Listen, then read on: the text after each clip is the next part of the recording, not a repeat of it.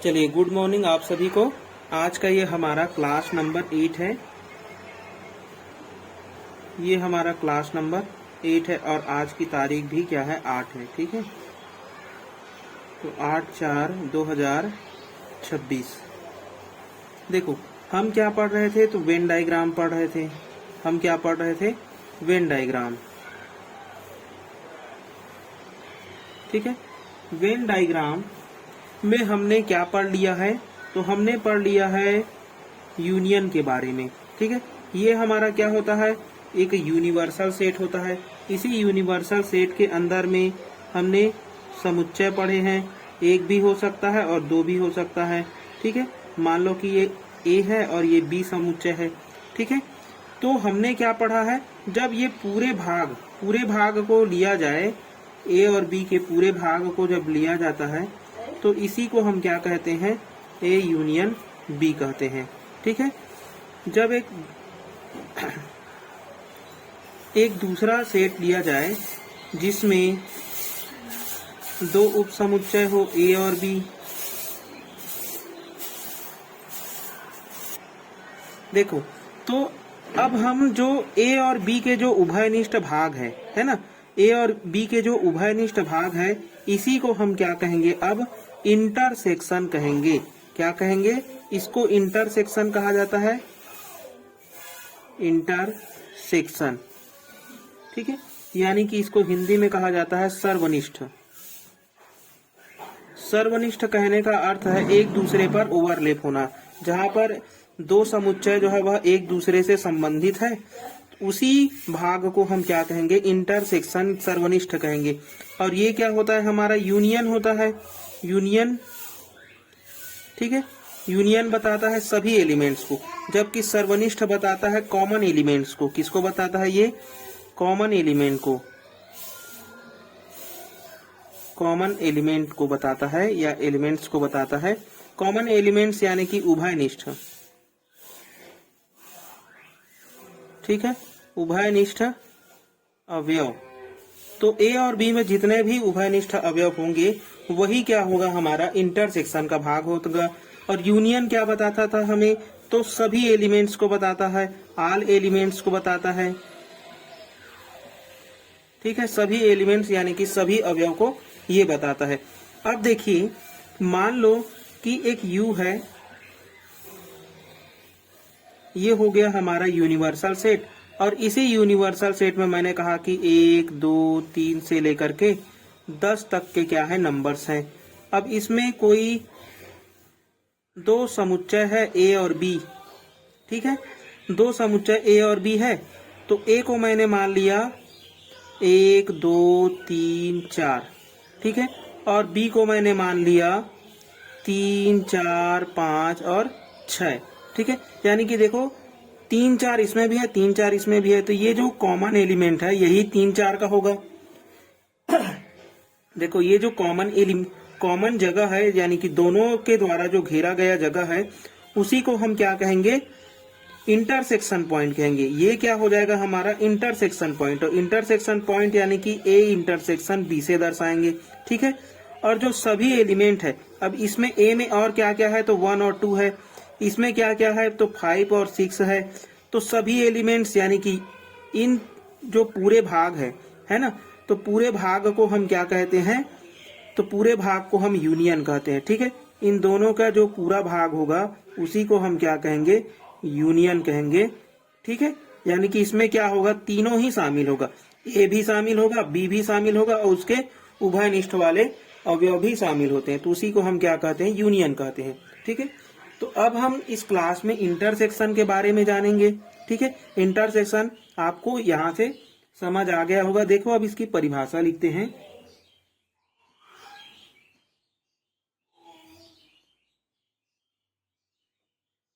समुच्चयों का सर्वनिष्ठ, इसे बोला जाता है सर्वनिष्ठ। सर्वनिष्ठ कोई इंटरसेक्शन, इंटरसेक्शन ऑफ सेट्स। ठीक है, इंटरसेक्शन, तो देखो यहां पर इंटरसेक्शन को समुच्चय ए और बी में है ना, उन सर्वनिष्ठ होगा जब ए और बी के अवयव जो है वह क्या होंगे, उभयनिष्ठ होंगे। क्या होंगे, उभयनिष्ठ होंगे।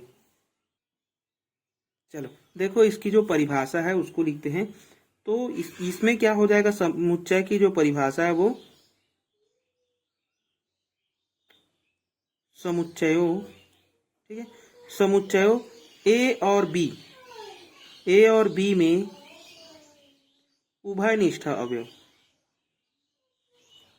उभयनिष्ठ अवयव को ही सर्वनिष्ठ कहा जाता है। ठीक है, सर्वनिष्ठ कहा जाता है। ठीक है, इसे इस प्रकार के प्रतीक से क्या किया जाता है, दर्शाया जाता है। ठीक है, यानी कि ए इंटरसेक्शन बी, ये हो गया इसका प्रतीक। ठीक है, प्रतीक से दर्शाया जाता है, दर्शाया जाता है। ठीक है, ठीक है, तो ये है हमारा उसका प्रतीक हो गया। अब देखिए ये भी क्या होंगे, जो इंटरसेक्शन है इसके जो गुण है वो क्या क्या है, यानी कि ये भी 4 नियम को फॉलो करता है। तो इसके हम गुण देख लेते हैं, गुण क्या क्या है।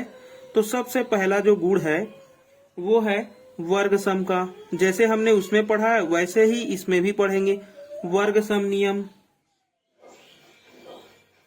वर्ग सम नियम को हम क्या कहते हैं, idempotent law, idempotent law. Idempotent वर्ग सम नियम क्या होगा, तो जब हम ए का खुद के साथ ही हम क्या कराएंगे, इंटरसेक्शन कराएंगे, तो हमें क्या प्राप्त होना चाहिए, ए प्राप्त होना चाहिए। उसी को हम क्या कहेंगे, वर्ग सम नियम कहेंगे। दूसरा गुण क्या है, तो देखो गुण नंबर 2 यानी कि प्रॉपर्टीज नंबर 2। देखो दूसरा प्रॉपर्टीज क्या है, क्रम विनिमय का। हमने क्या पढ़ा था, दूसरा क्रम विनिमय का, क्रम विनिमय नियम। क्रम विनिमय नियम को हम क्या कहते थे, कम्यूटेटिव लॉ, कम्यूटेटिव लॉ। देखो कम्यूटेटिव लॉ यानी कि क्रम का विनिमय होना। तो क्रम का विनिमय कब होगा, जब दो क्या होंगे, सेट होंगे, और दोनों सेट क्या होंगे, आपस में अपनी स्थान को चेंज करेंगे। उसी को हम क्या कहते हैं, क्रम विनिमय नियम कहते हैं। यानी कि ए इंटरसेक्शन बी का जो मान होगा और बी इंटरसेक्शन ए का जो मान होगा वो आपस में क्या होने चाहिए, बराबर होने चाहिए। तब हम उसको क्या कहेंगे, क्रम विनिमय नियम का पालन करता है कहेंगे। अब देखिए गुण नंबर 3। गुण नंबर 3 में हमने क्या देखा था, साहचर्य नियम देखा था। तो इसमें भी क्या होगा, ये भी एक साहचर्य नियम का पालन करता है। ठीक है, साहचर्य नियम, या इंग्लिश में इसे क्या बोलते हैं, एसोसिएटिव लॉ, एसोसिएटिव लॉ। तो एसोसिएटिव लॉ क्या होता था, तो देखो एसोसिएटिव लॉ को हम क्या कहते थे, इसमें जो ब्रैकेट है ना, ब्रैकेट को यदि हम चेंज करते हैं 3 समुच्चय के लिए, तो वो भी आपस में क्या होने चाहिए, बराबर होने चाहिए। ठीक है, ठीक है। तो देखिए ए इंटरसेक्शन बी का जो ब्रैकेट है इंटरसेक्शन सी के साथ में, इसका जो वैल्यू है वो इसकी वैल्यू के क्या होने चाहिए, बराबर होने चाहिए। तब हम उसको क्या कहेंगे, साहचर्य नियम का पालन करता है। ठीक है, तो ये था हमारा तीसरा नियम। ठीक है, मतलब कि इस नियम को भी क्या करेगा, ये फॉलो करेगा। अगला लिखेंगे हम लोग चौथा, गुण नंबर 4। गुण नंबर 4 हम क्या देखे थे, तत्समक, तत्समक नियम। देखो तत्समक नियम को हम क्या कहते थे, identity law, identity law. Identity law क्या होता है, तो आइडेंटिटी लॉ होता है, एक बार हम उस ए का इंटरसेक्शन यूनियन के यू के साथ कराएंगे। यू क्या है हमारा, तो यूनिवर्सल सेट है। ठीक है, तो जब हम यूनिवर्सल सेट के साथ कराएंगे तो देखिए इंटरसेक्शन क्या बताता है, उभयनिष्ठ अवयव को। तो ए जो है वह यू में होगा, लेकिन यू जो है वह ए में होगा क्या, नहीं होगा, है ना। मतलब कि इन दोनों का जब हम इंटरसेक्शन कराएंगे तो ए ही हमें क्या मिलेगा, उसमें कॉमन अवयव मिलेंगे। दूसरा क्या होता है, ए का यदि हम इंटरसेक्शन किसके साथ कराएंगे, रिक्त समुच्चय के साथ कराएंगे, तो देखो कुछ भी एलिमेंट जो है वह कॉमन नहीं मिलेगा, क्योंकि फाई क्या है, एक रिक्त समुच्चय है। तो इस प्रकार से इसकी वैल्यू क्या हो जाएगी, फाई हो जाएगी। ठीक है, इन सभी को हम प्रूव भी करने वाले हैं।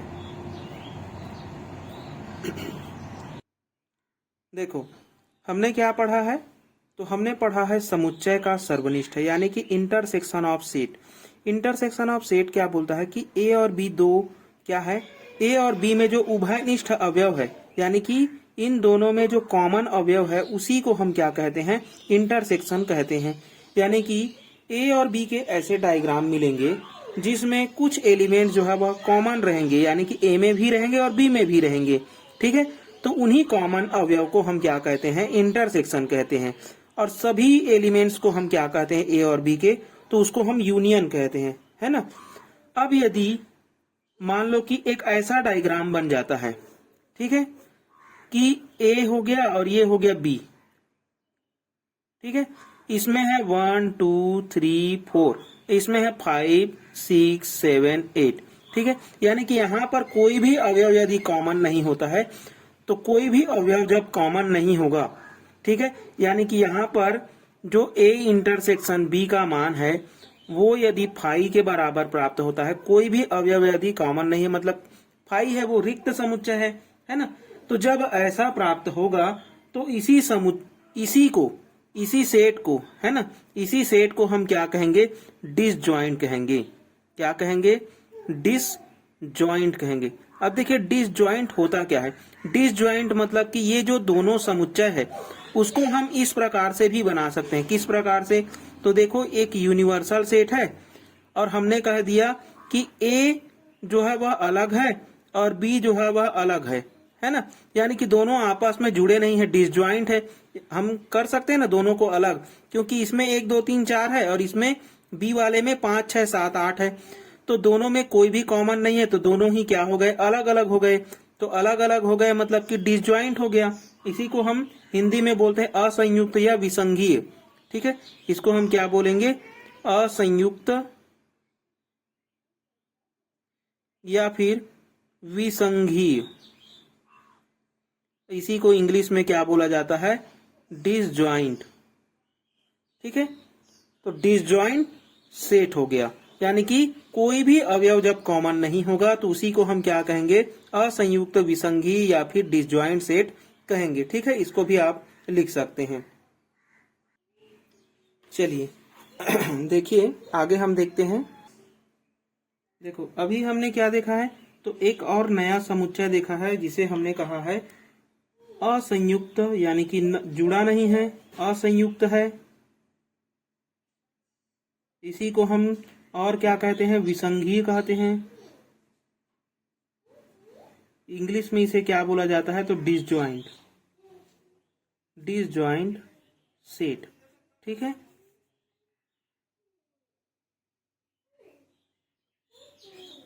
ठीक है, तो ये क्या होगा, यदि दो समुच्चय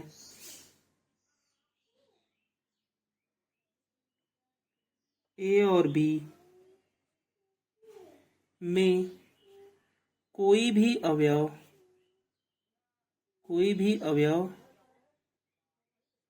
क्या ना हो, उभयनिष्ठ ना हो, उभयनिष्ठ न हो, उसे क्या कहते हैं, डिसजॉइंट सेट कहते हैं।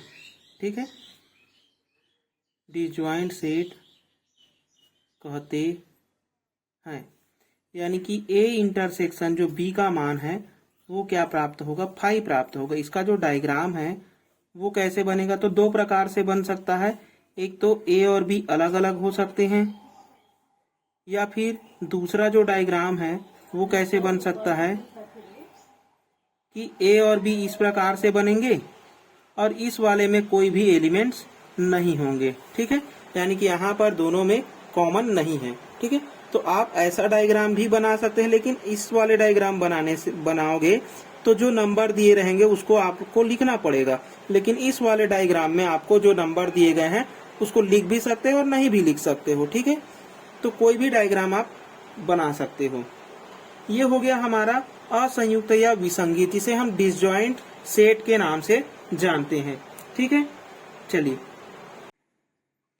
देखिए अब हम इसी में क्या देखने वाले हैं, तो अब हम देखने वाले हैं वितरण अथवा बंटन नियम। देखिए इसको समझते हैं, वितरण अथवा बंटन नियम।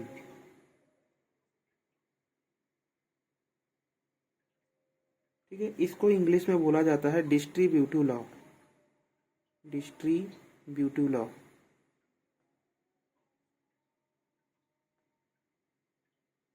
देखिए डिस्ट्रीब्यूटिव लॉ, अब ये बनेगा हमारा, हमने दो चीजें पढ़ी है, एक तो हमने पढ़ा है यूनियन, ठीक है, एक हमने क्या पढ़ा है यूनियन, जिसे हम ए यूनियन बी के रूप में दर्शाते हैं। दूसरा हमने पढ़ा है अभी इंटरसेक्शन के बारे में। ठीक है, इंटरसेक्शन को हम इस रूप में दिखाते हैं, ए इंटरसेक्शन ऑफ बी। तो अब देखिए इसी यूनियन को हम अब क्या पढ़ेंगे, या के रूप में पढ़ेंगे, यानी कि ये या को क्यों रिप्रेजेंट करता है, तो देखो डायग्राम से समझते हैं कि जब हम एक यूनिवर्सल सेट में, है ना, दो उपसमुच्चय लेकर के चलते हैं जिसका नाम है ए और बी। ठीक है, तो ये बताता है कि ए या बी के पूरे अवयव, ए या बी के पूरे अवयव, यानी कि हम जब ए को ले लिए रहते हैं तो बी का इसको दोबारा नहीं लेते हैं, है ना, तो ए या बी के पूरे अवयव को बताता है, इसलिए हम इसको या लेकर के चलते हैं और इसको लेकर के चलते हैं और क्यों लेकर के चलते हैं, ये बताता है कि ए और बी के अवयव, क्या बताता है, ए और बी के अवयव हमें कहाँ मिलेंगे, तो यही मिलेंगे ए और बी के अवयव, है ना, जबकि ए या बी के अवयव पूरे क्षेत्र में मिलेंगे। ठीक है, तो ए या बी के जो अवयव है वो कितने में मिलेंगे, इस पूरे क्षेत्र में मिलेंगे, जबकि ए और बी के अवयव केवल कहाँ मिलेंगे, तो हमें ए और बी के जो इंटरसेक्शन पॉइंट है ना, जहां पर दोनों ही मिल रहे हैं उसी भाग में हमें मिलेगा। ठीक है, तो ए ये बताता है ए और बी के अवयव, यानी कि दोनों के जो मिले जुले रूप है उसी भाग में ही हमें इंटरसेक्शन पॉइंट मिलेगा, जबकि यूनियन क्या कहता है कि ए और बी के पूरे अवयव। ठीक है, अब देखिए वितरण अथवा बंटन नियम होता क्या है, तो ये दो प्रकार से होते हैं। सबसे पहला है कि ए का इंटरसेक्शन यदि हम बी यूनियन सी से कराते हैं तो इसका हम जब वितरण करेंगे तो क्या होगा, A intersection of B union A intersection of C. जैसे हम गुणा और जोड़ में करते हैं ना, जैसे कि ए इंटू, अगर मान लिया जाए यहाँ पर बी प्लस सी है तो इसको कैसे करेंगे, ए इंटू बी करेंगे। ठीक है, प्लस फिर इसको लेकर के जाएंगे तो ए इंटू सी। ठीक इसी प्रकार से ये भी होता है। ठीक है, दूसरा क्या है, तो दूसरा यदि हम इन दोनों का जो चिन्ह है, यानी कि इंटरसेक्शन की जगह में यूनियन और यूनियन की जगह में इंटरसेक्शन रखेंगे, ठीक है, तब भी ये जो नियम है वो क्या करता है, इसको फॉलो करता है। ठीक है, तो ये क्या मिलेगा हमें, A union B intersection A union C. ठीक है, तो ये दोनों हमारे क्या कहलाते हैं, बंटन नियम कहलाते हैं। ठीक है, तो इन दोनों को आप लोगों को याद रखना बहुत ही जरूरी है। क्यों रखना जरूरी है, क्योंकि ये एग्जाम में सीधे पूछ लिए जाते हैं 1-2 नंबर में, या फिर इसका प्रूफ करने का भी आता है। ठीक है, तो देखिए अब हम इसको प्रूफ करते हैं। ठीक है, तो सबसे पहला हम प्रूफ करेंगे प्रूफ नंबर 1, पहले को। तो देखो पहले को प्रूफ करने के लिए हम सबसे पहले इसके, देखो सबसे पहले ये जो वैल्यू दिया गया है ना, ये जो हमारा समीकरण बना है, तो ये वाले समीकरण को लेकर के चलेंगे लेफ्ट हैंड साइड को और राइट हैंड साइड प्रूफ करेंगे। ठीक है, या फिर राइट हैंड साइड को लेकर के चलेंगे, लेफ्ट हैंड साइड प्रूफ करेंगे, यही होता है। लेकिन इसमें हम क्या करेंगे कि यदि हम इसमें कोई एक एलिमेंट्स लेकर के चलेंगे, यानी कि कोई भी अवयव इसके अंदर में मान लेते हैं कि x है, सबसे पहले हम क्या लेते हैं इसमें कि माना कि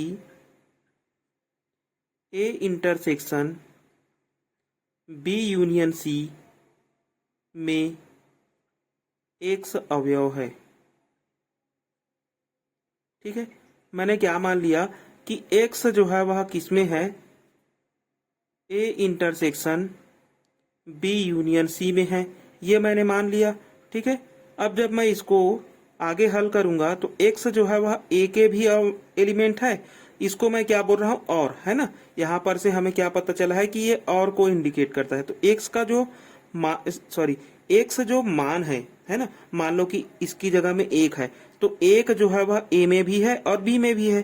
तो मैं इसको क्या लिख सकता हूं, एक्स जो है वह ए में भी है और इसको मैं और लिख लेता हूं, और एक्स जो है वह किस में भी आ जाएगा, इस पूरे में आ जाएगा, है ना। तो एक्स बिलोंग्स टू क्या मिलेगा मुझे, बी यूनियन सी मिलेगा। ठीक है, अब देखिए यहां से आगे और बढ़ते हैं। तो एक्स बिलोंग्स टू ए, और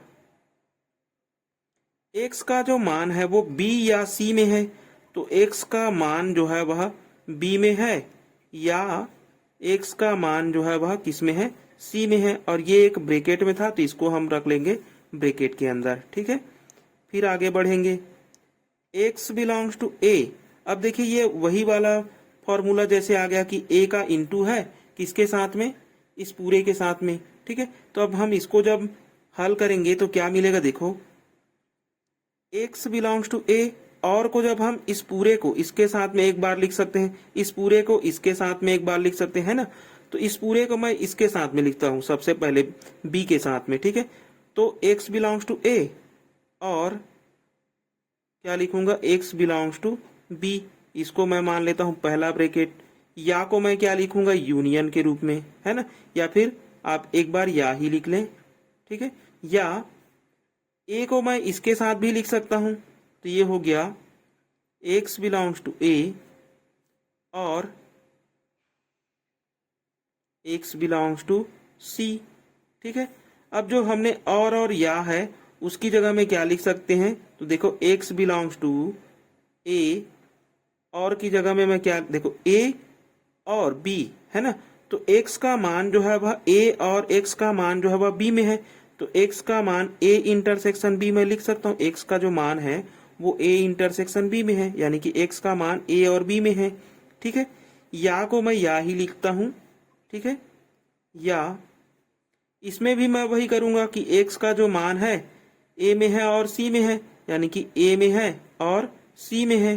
ठीक है, आगे बढ़ेंगे, एक्स का मान जो है वह ए इंटरसेक्शन बी में है या ए इंटरसेक्शन सी में है, तो एक्स का मान जो है वह किस में है, ए इंटरसेक्शन बी में है, या एक्स का जो मान है वो इसमें भी फॉलो कर रहा है, ए इंटरसेक्शन सी में। ठीक है, तो देखो इसको हम मान लेंगे समीकरण 1, इसको हम मान लेंगे समीकरण 2। समीकरण 1 और समीकरण 2 से देखो एक्स का जो मान है वो इसमें भी है और एक्स का जो मान है वो इसमें है, यानी कि हमने लेफ्ट हैंड लेकर चला और राइट हैंड में भी उस एलिमेंट को बता दिया, है ना। लेकिन अभी हमें पता नहीं है कि एक्स का जो मान है ये बड़ा हो सकता है ना। देखो समीकरण 1 में एक्स का मान ये बड़ा भी हो सकता है, बराबर तो हम नहीं कह सकते, है ना, क्योंकि बिलोंग्स कर रहा है। और एक्स के कितने मान है ये हमें नहीं पता, इसमें 1 भी हो सकते हैं, 2 भी हो सकते हैं, 10 भी हो सकते हैं, 15 भी हो सकते हैं, इसमें भी वैसे ही हो सकता है। तो हम इसको क्या लिखेंगे कि ये जो वैल्यू है समीकरण 1 और 2 से, समीकरण 1 व 2 से हम क्या करेंगे, इसको इसका सबसेट बता देंगे। ठीक है, देखो तो हम इसको क्या बता देंगे, सबसेट बता देंगे, यानी कि जो A intersection B union C है उसको हम क्या बताएंगे, सबसेट बताएंगे, किसका, इस पूरे का, है ना। यानी कि A intersection B union A intersection C, ये हो गया हमारा तीसरा समीकरण। अब यहां से प्रूफ तो नहीं हुआ, लेकिन देखो यहां से एक बात पता चल रहा है कि हम इसको सबसेट बता दिए, वो बराबर भी हो सकता है और छोटा भी हो सकता है ये मान, है ना। तो ठीक इसी प्रकार अब क्या ले लेंगे, एक बार पुनः अब राइट हैंड साइड में एक्स को मान लो, पुनः माना कि एक्स जो है वह अब इस साइड के एलिमेंट है ना। तो जस्ट अब इसको उल्टा लेकर के चलेंगे और इधर ले आएंगे, ठीक है। तो ये वाला जो है वह इसका सबसेट हो जाएगा। तो जब देखो ये इसका सबसेट और इसको इसका सबसेट बता देंगे तो देखो दोनों ही एक या तो छोटा हो सकता है या तो बड़ा हो सकता है ना। तो उस सेंस में हम केवल बराबर को लेकर के चल सकते हैं, ठीक है। तो देखो माना कि x belongs to a intersection b union a intersection c। अब इसको तोड़ते जाओ x के जो एलिमेंट है उसको, ठीक है। तो सबसे पहले मैं इस भाग को तोड़ूंगा, है ना। तो x belongs to a intersection b ये हो गया, या x का जो मान है वो इसमें भी है तो x belongs to a intersection c, ठीक है। अब x को और तोड़ेंगे तो x बिलोंग्स टू a और x बिलोंग्स टू b ये मैं कह सकता हूं, है ना। या x को फिर से यहां से लेंगे तो x बिलोंग्स टू a ये बताता है और को, तो और x बिलोंग्स टू c, ठीक है। अब देखिए x belongs to a, x belongs to a और, तो दोनों से x बिलोंग्स टू a और यहां से भी x बिलोंग्स टू a और दोनों से कॉमन ले लो। तो x बिलोंग्स टू a और को हमने पूरे से कॉमन ले लिया, ठीक है। तो ये पूरा कॉमन हो जाएगा तो बचेगा क्या, ये बचेगा x बिलोंग्स टू b, या यहां से क्या बच गया तो x बिलोंग्स टू c। अब इसको क्या करेंगे, देखो इसको हम और लिख सकते हैं ना। तो x बिलोंग्स टू a और को मैं और ही रहने देता हूं अभी, ठीक है। और यहां से हम क्या कर सकते हैं, इसको देखो x जो है वह दोनों के एलिमेंट है तो x बिलोंग्स टू b, या को मैं क्या लिख सकता हूं b या c ऐसे लिख सकता हूं, है ना। अब पुनः x और x और से इंडिकेट है तो x बिलोंग्स टू a और को मैं क्या बना सकता हूं इंटरसेक्शन, यहां पर क्या है b यूनियन c। देखो इसको हम मान लेंगे अब चौथा समीकरण, इसको मान लेंगे पांचवा समीकरण, ठीक है। तो चौथे और पांचवें समीकरण से अब इसको सबसेट बताएंगे, ठीक है। तो समीकरण 4 व 5 से इसको ये वाला कि a इंटरसेक्शन b को हमने लेकर के चला था यूनियन a इंटरसेक्शन c। अब ये जो है वह इसका सबसेट है इस पूरे का a intersection b union c का, ठीक है। इसको मान लो आप लोग छठवें समीकरण। अब देखो तीसरे समीकरण और छठवें समीकरण से मान लो कि ये पूरा जो है वह x है ना। तो x जो है यहाँ पर समझते हैं, x मैंने इसको मान लिया, x जो है वह इसका सबसेट है, यानी कि x जो है वह सबसेट है किसका, y का। यहाँ से हमने इसको x माना तो ये y है, तो y जो है वह सबसेट है किसका, x का।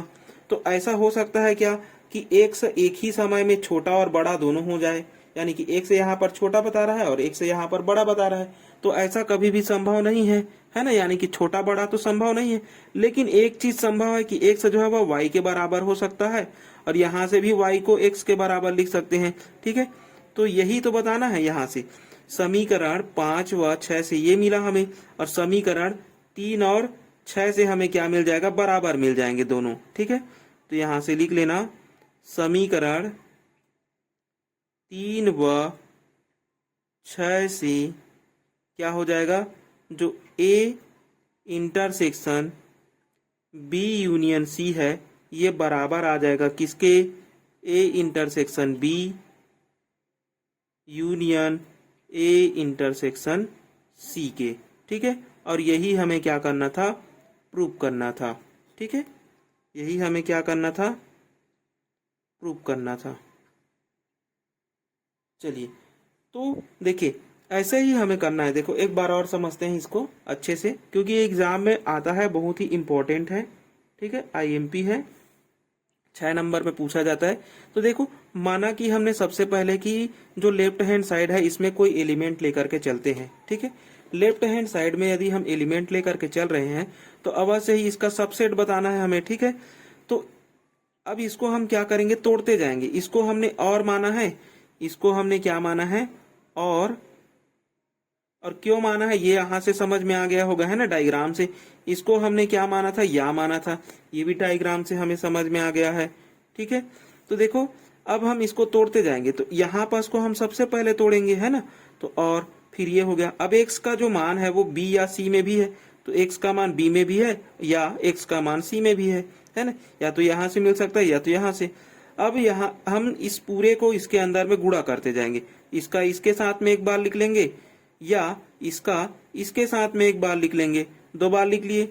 अब दोनों को लिख लिए तो यहाँ पर अब जो चिन्ह है उसको बदलते जाओ। और को हम इंटरसेक्शन में यानी कि x का मान a और x का मान b में भी है, तो x का मान a और b बोल सकते हैं। इसी को x का मान a में है और x का मान c में है, तो x का मान a और c में है बोल सकते हैं। ठीक है, अब इन दोनों में x का जो मान है वो अब x का मान जो है वह इसमें भी है या x का मान इस पूरे में है, तो या को हम यूनियन से रिप्रेजेंट करते हैं। तो ये हो गया यूनियन। अब समीकरण 1 और 2 से हमें क्या मिल जाएगा, ये जो हमने पहला माना था उसको छोटा मानेंगे यानी कि सबसेट मानेंगे किसका, जो लाए हैं उसका। ठीक है, अब पुनः राइट हैंड वाले साइड में एलिमेंट लेकर के चलेंगे और लेफ्ट हैंड साइड को बताएंगे सबसेट। ठीक है, क्यों बताएंगे, क्योंकि हमें बराबर लेकर आना है ना।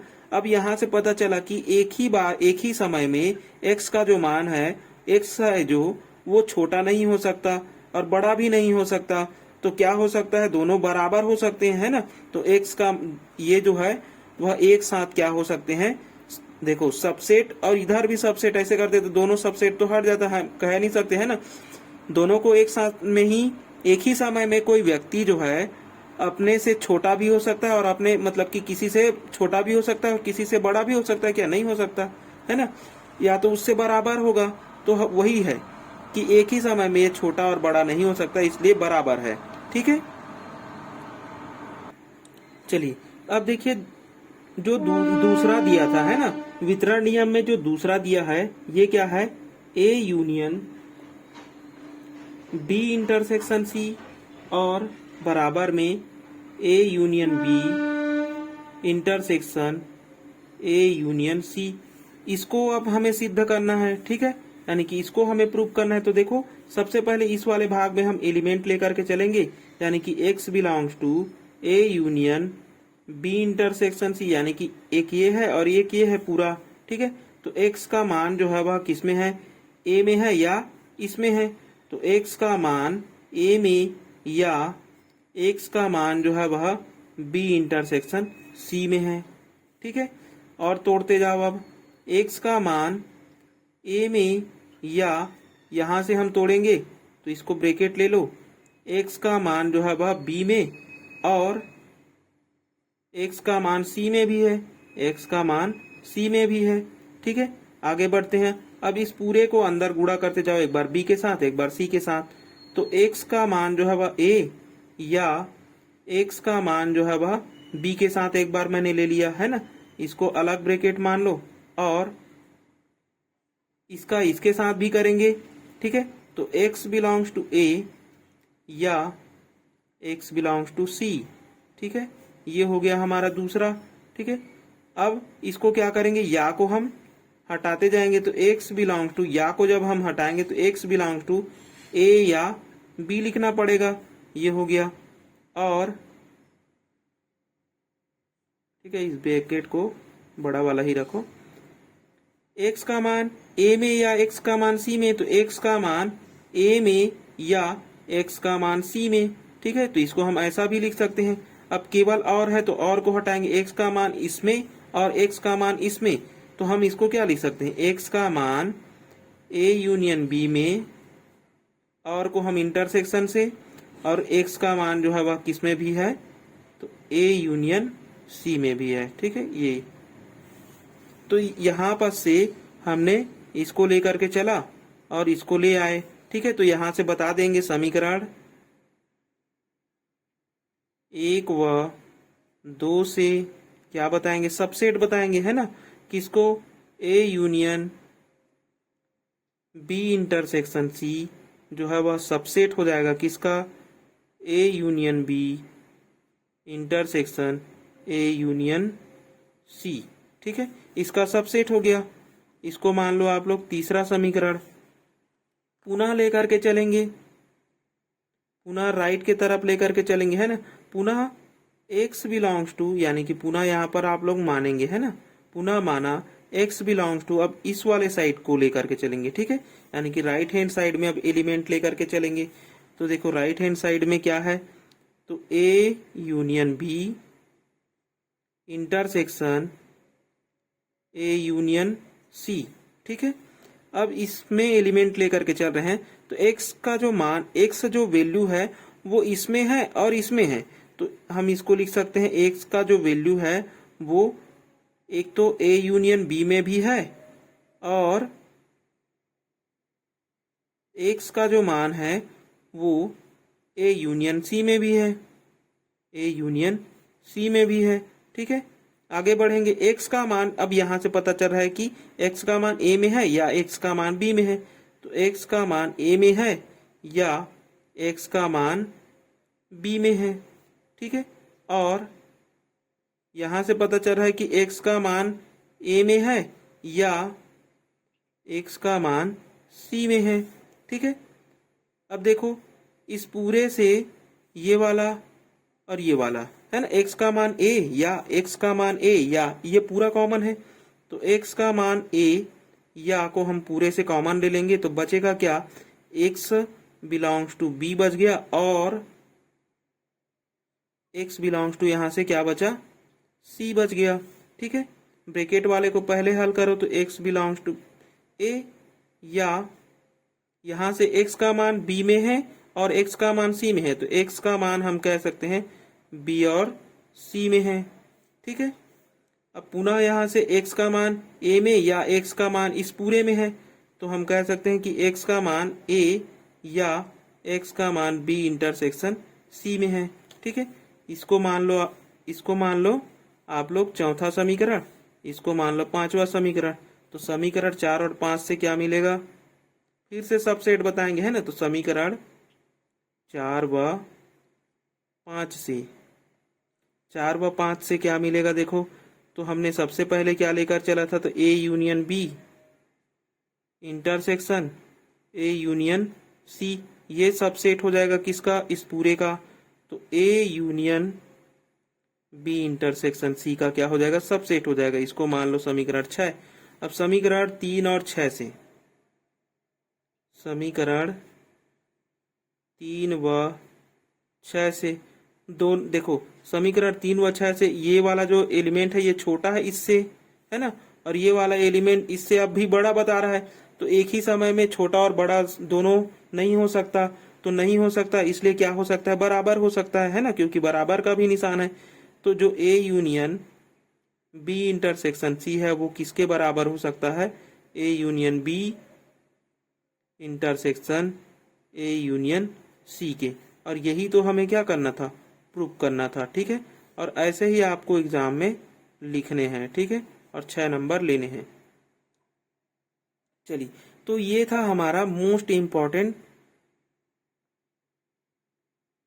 मोस्ट IMP है, ठीक है। चलिए अब हम देखेंगे इसके क्वेश्चन। अब इसके जितने भी क्वेश्चन है प्रश्नावली के, उन सभी को हम लोग क्या करेंगे, प्रश्नावली 1.5 के जितने भी प्रश्न है उसको एक ही वीडियो में कंप्लीट कर लेंगे, ठीक है।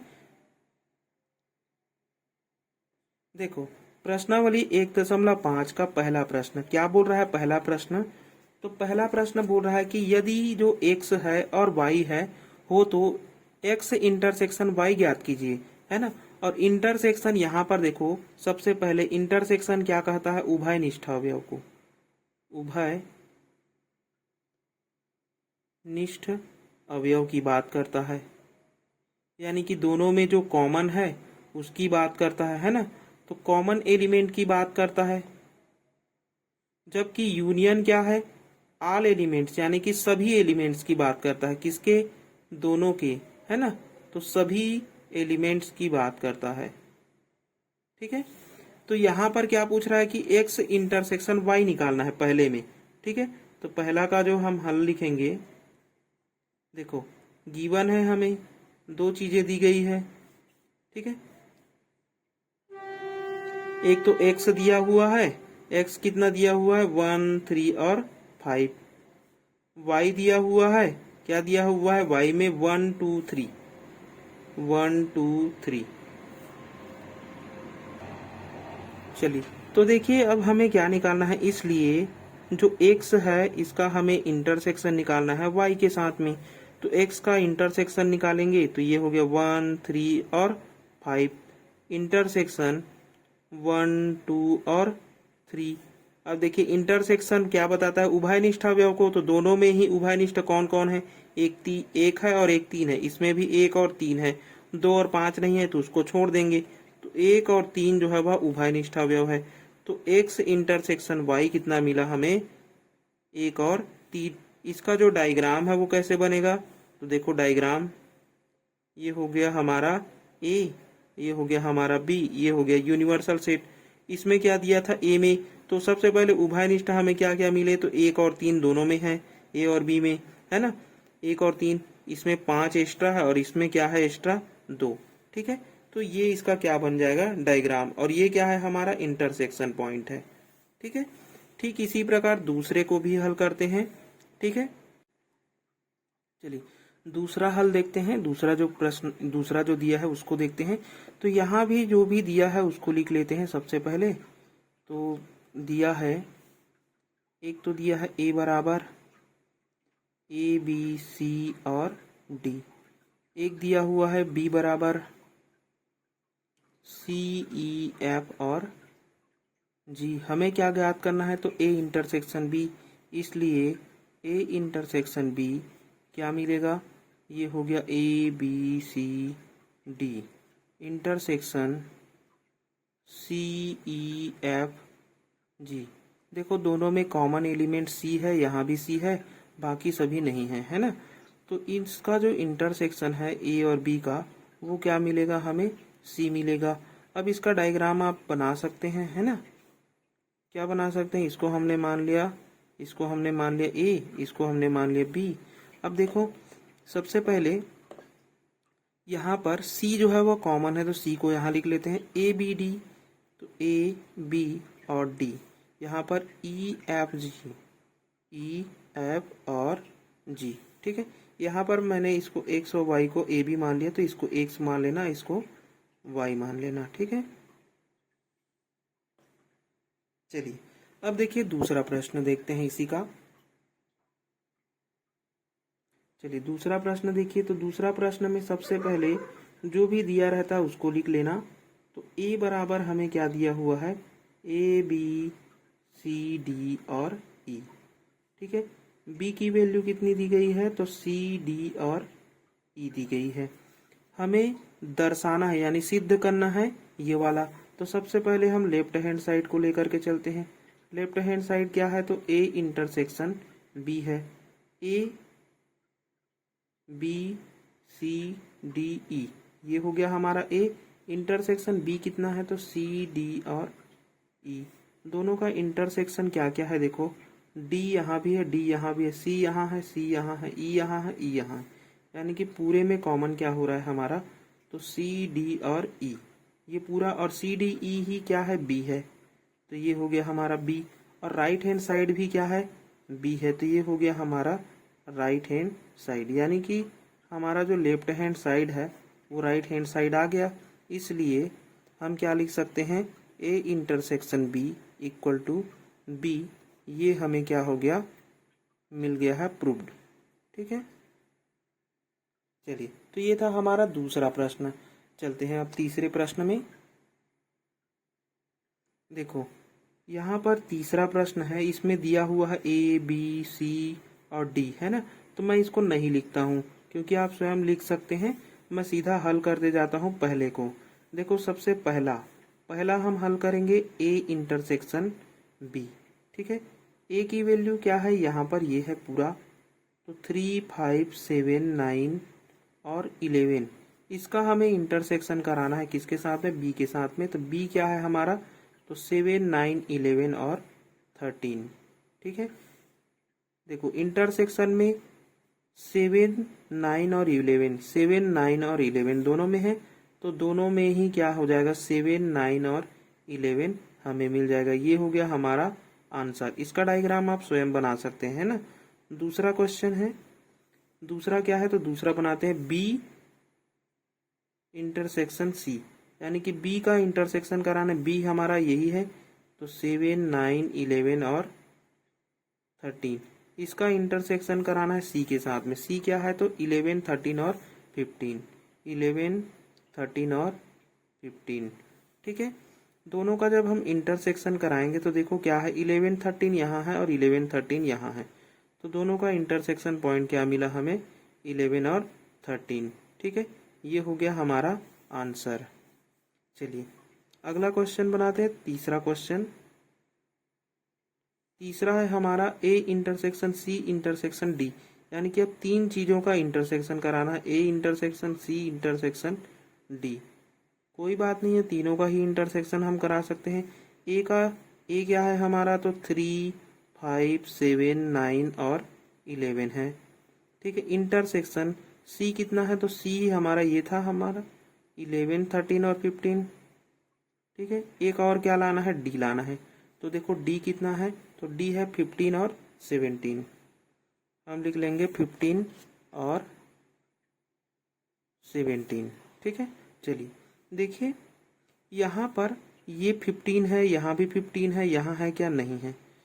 ठीक है, 17 है क्या, नहीं है। 17 है क्या, नहीं है।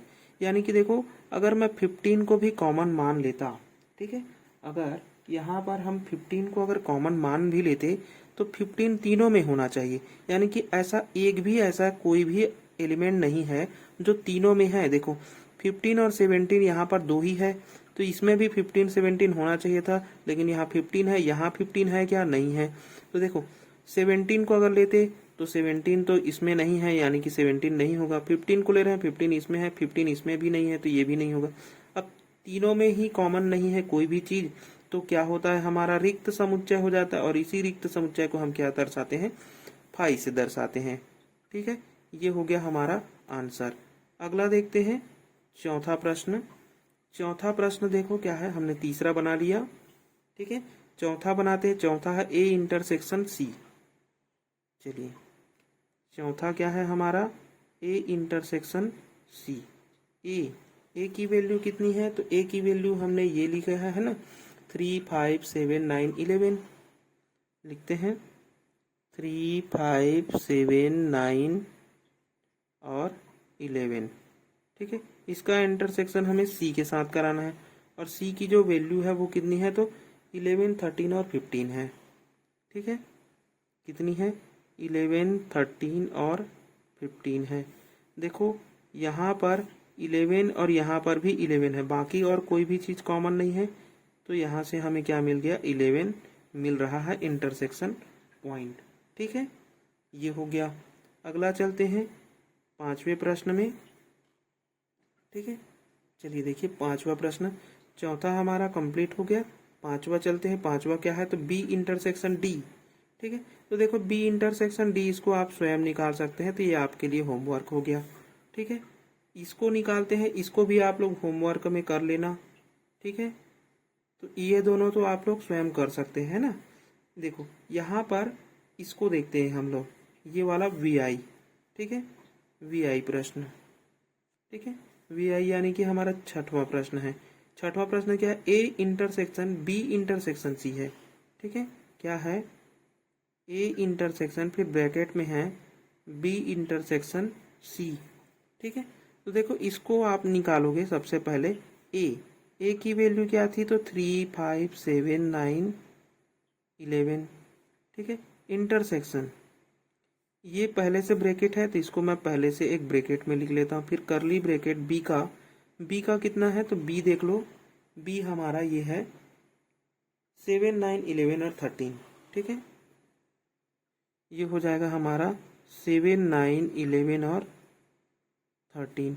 इंटरसेक्शन है सी के साथ में, और सी की वैल्यू कितनी है तो 11, 13, 15 है ना। 11, 13 और 15 है।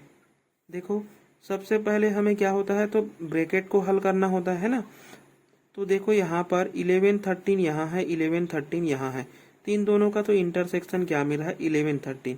तो यहाँ से हो गया 3, 5, 7, 9 और 11। इंटरसेक्शन ये वाला से हमें क्या मिला, एक समुच्चय मिला है 11 और 13।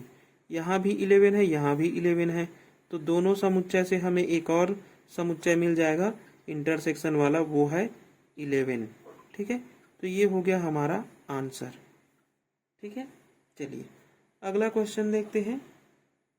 इसको आप लोग स्वयं कर सकते हैं। आगे वाला देखते हैं। देखो आगे वाले में इंटरसेक्शन भी है और यूनियन भी है ना, दोनों ही है। तो इसको किस प्रकार से हल करेंगे देखते हैं। सबसे पहले इसको लिख लेते हैं प्रश्न को। यह है हमारा 8वां प्रश्न, है ना। A intersection B union D है। ठीक है, A intersection B union D है। ठीक, ये था हमारा 8वां प्रश्न। चलिए ए की वैल्यू हमें पता है 3, 5, 7, 9, 11। ठीक है, इंटरसेक्शन ये हो गया ब्रैकेट बी की वैल्यू कितनी है तो 7, 9, 11 और 13, ये एक समुच्चय है। और यूनियन डी वाला कितना था तो डी वाला देख लो एक बार, ये है डी 15 और 17। ठीक है, कितना मिलेगा हमें 15 और 17, ये हो गया। ये क्या बताता है, या को बताता है, यानी कि सभी एलिमेंट्स को बताता है, ऑल एलिमेंट्स की बात करता है ना। तो ऑल एलिमेंट्स का एक समुच्चय बनेगा, तो ये तो ऐसे ही रहेगा 3, 5, 7, 9 और 11। इंटरसेक्शन इसका एक समुच्चय मिलेगा ऑल एलिमेंट्स का, यानी कि इसमें 7 भी शामिल होगा, 9 भी शामिल होगा, 11 भी शामिल होगा, 13 भी, 15 भी और 17 भी शामिल रहेगा। ठीक है, इंटरसेक्शन किसको बताता है, कॉमन एलिमेंट्स को। तो देखो कॉमन एलिमेंट्स क्या क्या है तो 7, 9 और 11, 7, 9 और 11, बाकी कॉमन नहीं है तो लिख लो 7, 9 और 11। ठीक है, ये हो गया हमारा इसका सही आंसर। चलिए, तो इस प्रकार से हमारा ये वाला क्वेश्चन भी बन गया। ठीक है, अब देखो ये वाले क्वेश्चन को और ये वाले क्वेश्चन को। ठीक है, इनमें से एक क्वेश्चन को मैं बना देता हूँ, एक क्वेश्चन को आप लोगों के लिए। ठीक है, तो ये वाला क्वेश्चन और ये वाला क्वेश्चन थोड़ा सा डिफरेंट है, इसको बनाते हैं, इसको आप लोग स्वयं बना सकते हैं। ठीक है, देखो यहाँ से हम ए इंटरसेक्शन बी, है ना, ए इंटरसेक्शन बी यहाँ से हमने निकाल लिया है। ठीक है, ए इंटरसेक्शन बी कितना है तो 7, 9 और 11 है। आप इसको समीकरण 1 मान लेना। ठीक है, और बी यूनियन सी हमने नहीं निकाला है तो बी यूनियन सी हम निकाल लेंगे। ठीक है, तो ए इंटरसेक्शन बी तो हमें मिल गया है, 7, 9 और 11 है। ठीक है, तो सबसे पहले उसको हम लोग लिखते हैं उस प्रश्न को, आई एक्स को। आई एक्स क्या था, A intersection B intersection B union C, ये है। इसकी वैल्यू सबसे पहले समीकरण 1 से निकली हुई है ना। तो 7, 9 और 11 है, तो इसको बार बार निकालने की आवश्यकता नहीं है। आप समीकरण 1 से लिख सकते हैं अगर पूरे तरीके से प्रश्न आए रहे तो, है ना। तो ये हो गया इंटरसेक्शन का इंटरसेक्शन हो गया। अब इस वाले को देखते हैं, तो ये हो गया ब्रैकेट बी कितना था तो बी हमारा, देखो बी हमारा क्या था, ये है बी 7, 9, 11 और 13। ठीक है, यूनियन सी की वैल्यू कितनी थी तो देखो सी की वैल्यू हमारे पास में 11, 13 और 15 है। ठीक है, 11, 13 और 15 है। ये हो गया 11, 13, 15। ठीक है, चलो ब्रैकेट वाले को पहले हल करो। तो 7, 9, 11 इंटरसेक्शन, ये हो गया एक समुच्चय मिलेगा इसका यूनियन के रूप में, और यूनियन बताता है ऑल की बात करता है, यानी सभी की बात करता है। तो सभी को लेना है तो 7, 9, 11, 13 और 15। ठीक है, सारे के सारे आ गए तो ये एक समुच्चय मिल गया। ये बताता है उभयनिष्ठ यानी कि कॉमन एलिमेंट्स को। तो कॉमन एलिमेंट्स क्या है तो 7, 9, 11, 7, 9, 11, ये हो गया 7, 9 और 11। ठीक है, और यही आंसर में आया हुआ है। चलिए, अब जो लास्ट प्रश्न है वो आपके लिए होमवर्क है, आप लोग इसको स्वयं कर सकते हैं। ठीक है, ये भी आपके लिए क्या है, होमवर्क है। क्या करेंगे आप लोग, सबसे पहले ए यूनियन डी निकाल लेना, फिर बी यूनियन सी निकाल लेना, फिर दोनों का क्या करा देना, इंटरसेक्शन करा देना। ठीक है, चलिए देखिए चौथा प्रश्न, इसी को बनाते हैं आज की वीडियो में। कल आगे की क्लास में हम 5वें प्रश्न से करेंगे, ठीक है। तो देखो सबसे पहले हम इसको हल करते हैं। यहाँ पर क्या दिया हुआ है कि यदि a बराबर b बराबर c बराबर 3 समुच्चय हो तो दिखाइए कि, यानी कि यहाँ पर हमें सिद्ध करना है ना। तो सबसे पहले लेफ्ट हैंड को लेकर के चलेंगे और राइट हैंड को लेकर के चलेंगे, ठीक है। तो लेफ्ट हैंड साइड लेकर के चलेंगे। लेफ्ट हैंड साइड क्या है, a intersection b intersection c, ठीक है। इसको हल करो। a इंटरसेक्शन b, a की वैल्यू है 4 6 8 इंटरसेक्शन b की वैल्यू कितनी है, तो 7 6 और 9 है ना। 7 6 और 9 है, ठीक है। अब पूरे में क्या है, ब्रैकेट है। इंटरसेक्शन का इंटरसेक्शन हो गया। c की वैल्यू है 6 8 9, ठीक है। सबसे पहले ब्रैकेट वाले को हल करना होता है। इंटरसेक्शन है यानी कि कॉमन एलिमेंट्स है।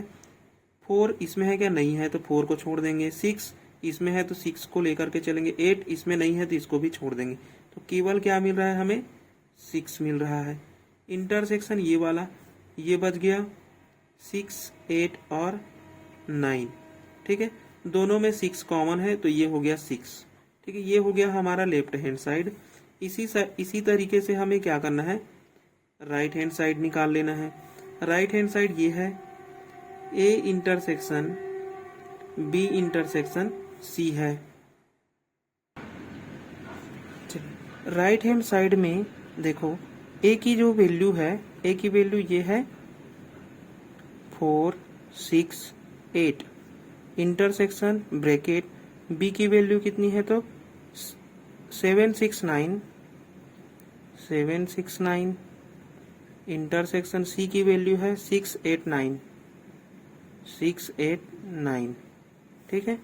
देखो ये हो गया हमारा 4 6 8, ये तो ऐसे ही रहेगा। इंटरसेक्शन ब्रैकेट वाले को हल करेंगे। देखो दोनों में क्या कॉमन, 7 इसमें है क्या, नहीं है, तो इसको छोड़ देंगे। 6 इसमें है, इसको लेकर के चले। 9 इसमें भी है, तो 6 और 9 दोनों आ जाएगा, ठीक है।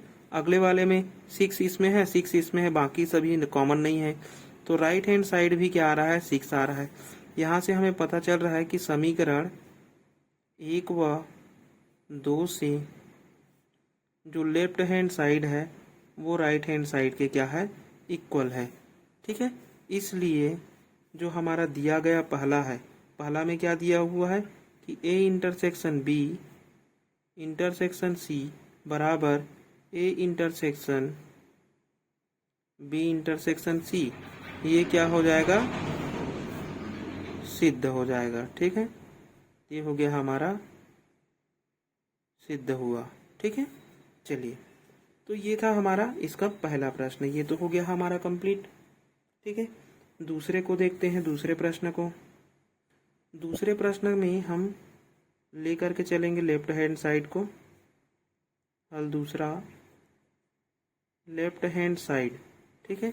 देखो लेफ्ट हैंड साइड क्या है, a union b intersection c, a union b intersection c, ये है। अब देखो यहाँ पर a की जो वैल्यू है, a की वैल्यू 4 6 8 है, 4 6 8 है, ठीक है। यूनियन ब्रैकेट b की वैल्यू कितनी है, तो b की वैल्यू है 7 6 9, इंटरसेक्शन c की वैल्यू कितनी है, तो c की वैल्यू है 6 8 और 9, ठीक है। बुक से आप लोग देख लेंगे या फिर यहीं से मैंने देख के लिख लिया है, ठीक। तो ये वैल्यू है। अब देखो यहाँ पर हमें सबसे पहले ब्रैकेट को सॉल्व करना है। तो ब्रैकेट के अंदर में जो है उसका एक समुच्चय बनेगा। इंटरसेक्शन में, इंटरसेक्शन कॉमन एलिमेंट की बात करता है। 6 यहाँ है, 6 यहाँ है, और भी कॉमन है क्या, 9 यहाँ है, 9 यहाँ है, तो दो चीज कॉमन है, 6 और 9, ठीक है।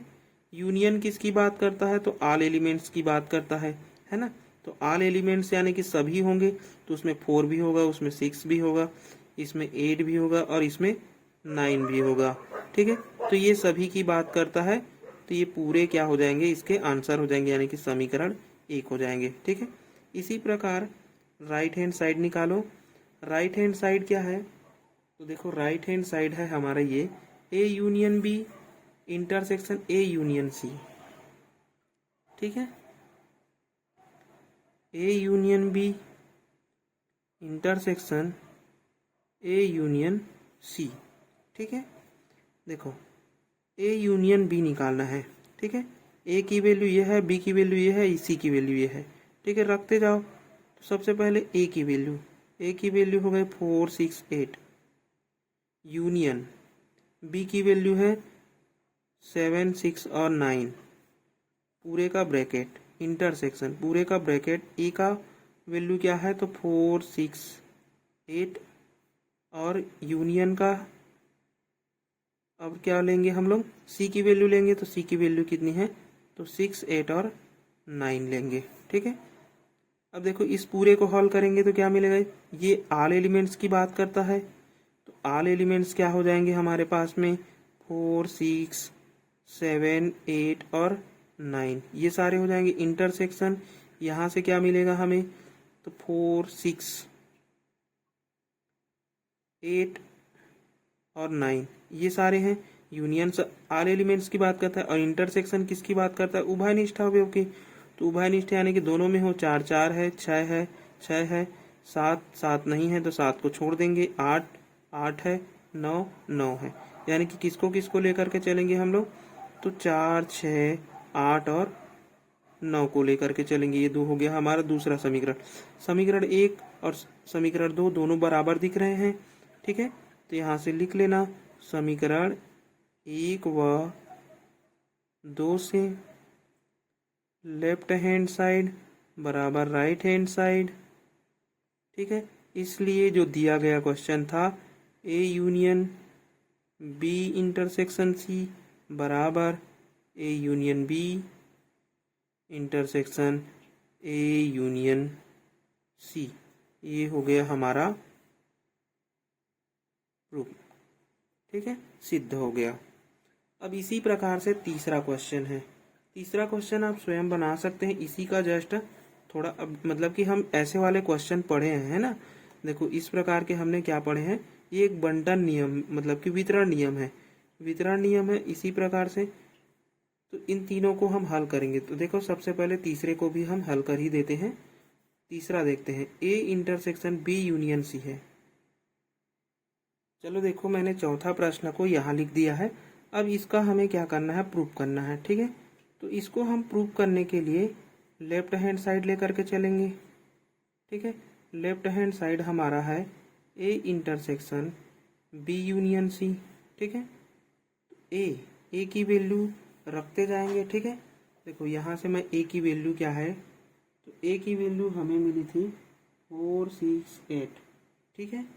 बी की वैल्यू कितनी है तो बी की वैल्यू जो है वह 7 6 9, और सी की वैल्यू कितनी है तो सी की वैल्यू है 6 8 और 9, ठीक है। ये है, रखते जाओ। ए की वैल्यू है 4 6 8 इंटरसेक्शन ब्रैकेट, बी की वैल्यू कितनी है तो 7 6 9, यूनियन सी की वैल्यू कितनी है तो 6 8 9, ठीक है। चलो ये हो गया 4 6 8, इंटरसेक्शन इसकी वैल्यू हमें क्या मिलेगी तो देखो यूनियन सभी एलिमेंट्स की बात करता है, तो 6 7 8 और 9 सारे के सारे एलिमेंट्स आ जाएंगे, ठीक है।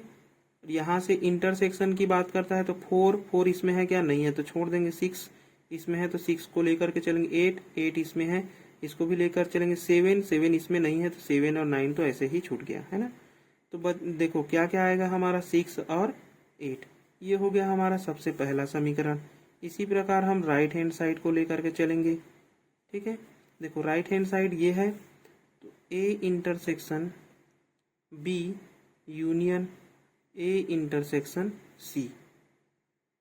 ए की वैल्यू कितनी है, देखो ए की वैल्यू है हमारे पास में ये 4 6 8, ठीक है। इंटरसेक्शन बी की वैल्यू कितनी है तो बी की वैल्यू है 7 6 9, पूरे का ब्रैकेट ले लेंगे, यूनियन करेंगे ए का 4 6 8, इंटरसेक्शन सी के साथ में 6 8 और 9, ठीक है। ये भी पूरे का ब्रैकेट, यहाँ से क्या है देखो, उभयनिष्ठ अवयव देखना है तो यहाँ से 6, यहाँ से 6, तो ये हो गया 6। यूनियन की बात करेंगे, यहाँ से क्या है तो यहाँ से 6 है, 8 है और 8 है, तो 6 और 8, ठीक है। यूनियन किसकी बात करता है, ऑल एलिमेंट्स की बात करता है, तो ऑल एलिमेंट्स में 6 और 8 दोनों आ जाएंगे। ये हो गया समीकरण 2। समीकरण 1 और 2 से क्या हो गया, प्रूफ हो गया। समीकरण 1 व 2 से लेफ्ट हैंड साइड बराबर राइट हैंड साइड, ठीक है। इसलिए जो दिया गया है A intersection B union C बराबर A intersection B union A intersection C, ये क्या हो गया, हमारा प्रूफ हो गया, ठीक है। तो यहीं तक आज की क्लास रखते हैं। अच्छा लगे तो लाइक शेयर एंड सब्सक्राइब जरूर करें अपने दोस्तों के साथ में, ठीक है। अगले क्लास में हम 5वें नंबर प्रश्न से और आगे की थ्योरी क्लास करेंगे, ठीक है। तब तक के लिए बने रहिए, धन्यवाद।